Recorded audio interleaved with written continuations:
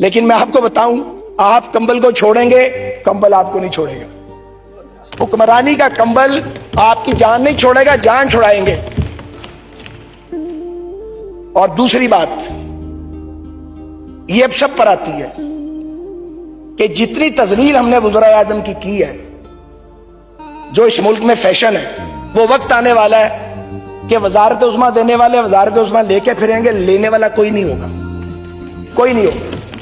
کون وزیر بنے بھائی؟ کیا ضرورت ہے وزیر بننے کی؟ 5 سال اپنی زندگی داؤ پہ لگاؤ، اپنے بچوں کا وقت برباد کرو، کاروبار نہ کرو، ایک تباہ حال ادارے کو کھڑا کرو، پھر ایک آدمی آئے شیخ چلی چیونگم کھاتا ہوا اور منہ بگارتا ہوا، وہ آ کے برباد کر دیا آپ کی محنت کو، اور آپ جیل میں پڑے دیکھ رہے ہیں کہ جناب میں نے محنت کی تھی، تباہ کر دیا۔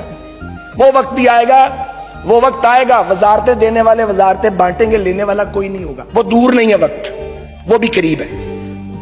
اس ملک میں مشرقی پاکستان کے ٹوٹنے سے سبق نہیں سیکھا گیا۔ سچ یہ ہے کہ پاکستان میں جمہوریت نہیں۔ کوئی اس بات کو جلدی مان گیا ہے، کوئی اس بات کو اب مان رہا ہے، کوئی تھوڑے دن بعد مان جائے گا۔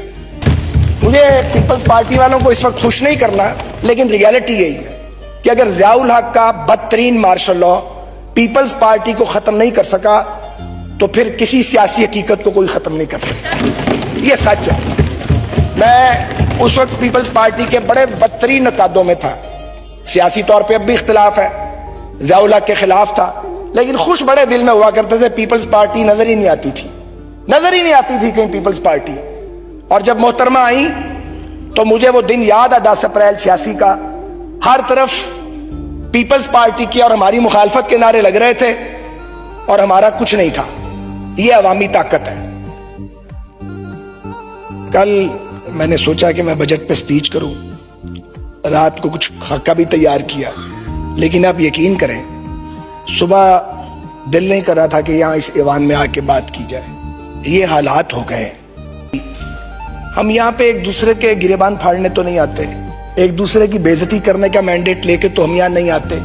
لوگوں نے ہمیں اس لیے ووٹ تو نہیں دیا کہ ہم ہر وقت ایک دوسرے کے اندر کیڑے ڈالیں، کیڑے نکالیں۔ تنقید کرنی چاہیے، تنقید ہونی چاہیے، لیکن تنقید تو تب کرے جب کوئی سننے والا ہو، کوئی بات پہ عمل کرنے والا ہو، کوئی تجویز لینے والا ہو۔ وہ فرمایا کرتے تھے اور وہ باقاعدہ نقلیں اتارتے تھے کہ کشکول لے کر پھرتے ہیں اور مجھے شرم آتی ہے، میں تو خودکشی کر لوں گا۔ اللہ نہ کرے وہ کبھی خودکشی کریں، لیکن آپ نے پاکستانی قوم کو خودکشیوں پہ مجبور ضرور کر دیا، کیونکہ آپ نے پورا زور، آپ کا بیانیہ یہ ہے کہ یہ سب چور ہیں۔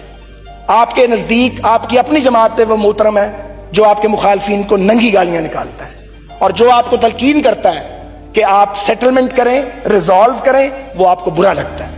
آپ سمجھتے ہیں ہمیں پتہ نہیں لگتا؟ ہماری بات آپ کو آتی ہے تو آپ کی بات ہمیں آتی ہے، ایک ہی برادری کے لوگ ہیں، کوئی باہر سے تو نہیں آئے ہوئے۔ آج سید خورشید شاہ، مجھے آپ بتائیے، ہم ادھر بیٹھتے تھے، شاہ جی ادھر بیٹھتے تھے، کیا دور تھا، کیا خوبصورت طریقے سے باوقار انداز میں وہ اپوزیشن کرتے تھے۔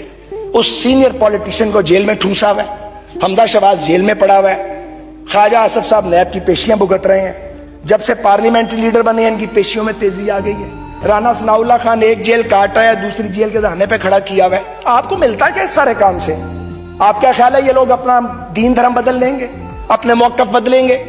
صرف آپ ایک نفرت پیدا کر رہے ہیں جو ہماری اولادوں تک جا رہی ہے۔ میں بتا رہا ہوں آپ کو، ادھر جا رہا ہے نا پاکستان، یہ اتنے خوفناک راستے پہ جا رہا ہے، مجھے ڈر ہے کہ کسی دن پاکستان کے کسی شہر کی ایک کچی آبادی سے چند 100 لڑکے نکلیں گے ڈنڈے لے کے، اور جو راستے میں آئے گا اس کو تہس نہس کر دیں گے۔ آپ نے 90 دن میں کرپشن ختم کرنی تھی، آپ نے 1 کروڑ نوکریاں دینی تھی، آپ نے 50 لاکھ گھر بنانے تھے، آپ نے سارے چوروں کو، اور ظاہر ہے کہ سارے چور بقول آپ کی اپوزیشن میں ہیں، ان کو الٹا لٹکا کے ان کے پیٹ پھاڑ کے اس میں سے قومی دولت نکالنی تھی، اور آپ نے پاکستان میں انصاف کا دورہ کر دینا تھا۔ یہ تھا آپ کا سلوگن۔